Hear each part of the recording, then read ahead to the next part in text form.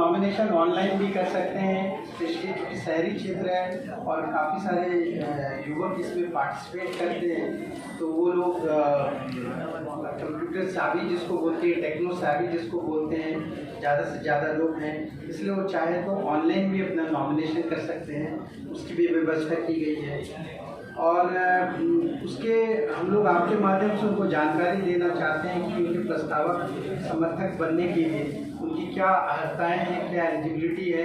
ऐसे ये सारा कुछ हमारे वेबसाइट पे उपलब्ध है।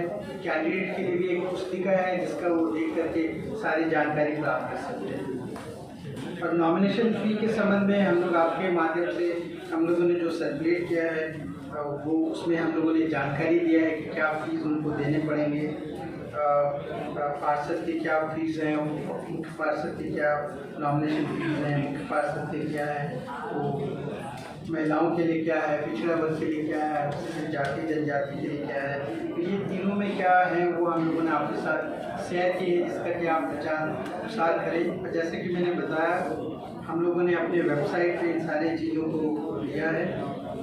तो वही की अधिसीमा के बारे में भी जानकारी हम लोग उसके माध्यम से भी दिए हैं, उन हस्त पुस्तिका के माध्यम से नॉमिनेशन के टाइम में भी जो देंगे, और आप लोगों के माध्यम से भी देना चाहते हैं। तो जो वही सीमा है वो हम लोगों ने जैसे वार्ड के मामले में 20,000 रुपये की है, नगर पंचायत के वार्ड के लिए, नगर परिषद के लिए वार्ड के लिए 40,000 की सीमा है, नगर निगम के वार्ड के लिए डिपेंडिंग ऑन कि किस पॉपुलेशन ब्रैकेट में है, अगर वो 4,000 से 10,000 के ब्रैकेट में है तो वहाँ पे वार्ड के लिए 60,000 की सीमा है। और अगर ऐसे नगर निगम के वार्ड है जहाँ 10,000 से 20,000 की पॉपुलेशन की है तो वहाँ पे 80,000 रुपये उनको सीमा है। और मुख्य पार्षद उप मुख्य पार्षद के लिए जो नगर निकाय उनके जो वार्ड की राशि निर्धारित की गई है उसके टोटलिटी के आधे के बराबर से। और फिर वोल डे में किस तरह से, अदर डे में कैसे वाहन के उपयोग करेंगे, बाकी दिनों में जो अभी उनका कैंपेन लॉन्च होगा तो कैंपेन में किस तरह से वो वाहन का उपयोग करेंगे उसकी जानकारी हमने दी है, उनके साइट्स पे भी है। और साथ में मतदान के दिन कितना उनकी अनुमानियता है उसकी भी हम लोगों ने जानकारी दी है। और जैसा कि आप जानते हैं कि पंचायत चुनाव में भी जिस तरह से हम लोगों ने ईवीएम का उपयोग किया था, इस बार भी ईवीएम का उपयोग किया जाएगा। और हर बूथ पे 3 ईवीएम होंगे और 3 पदों के लिए 3 ईवीएम होंगे। और एंड टू एंड डिजिटाइजेशन हम लोगों ने किया है।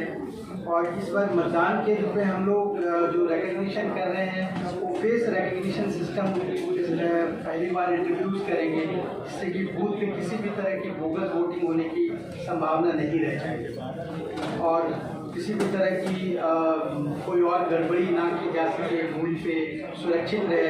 इसलिए हम लोग इस बार FRS सिस्टम जिसको बोलते हैं फेस रिकग्निशन सिस्टम, वो हम लोग शहर में इस्तेमाल करने जा रहे हैं।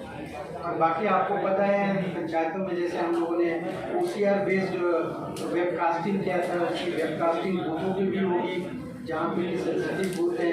उसके अलावा हम लोग मतगणना केंद्र पे जो वेबकास्टिंग करेंगे और OCR टेक्नोलॉजी का इस्तेमाल करके काउंटिंग करेंगे, जिसका कि नतीजा हम लोग को बड़े पैमाने पे मिला कि पंचायतों में अगर आप देखें तो लगभग 10,000 के करीब इलेक्शन पिटीशन फाइल होते थे काउंटिंग को लेकर के, जो कि अभी मात्र 200 के लगभग पिटीशन फाइल है। तो आप देख सकते हैं कि वेबकास्टिंग जो OCR टेक्नोलॉजी से हम लोगों ने किया था, जिसमें कि पूरे ईवीएम का डायरेक्टली हम लोग ईवीएम से रिकॉर्डिंग करते हैं, वीडियो रिकॉर्डिंग करते हैं, तो उसके आधार पर बिना ह्यूमन इंटरफेरेंस के डायरेक्टली हम लोग उसका रिजल्ट डिक्लेयर करते हैं, तो जिसमें कि ह्यूमन इंटरवेंशन बिल्कुल जीरो हो जाता है।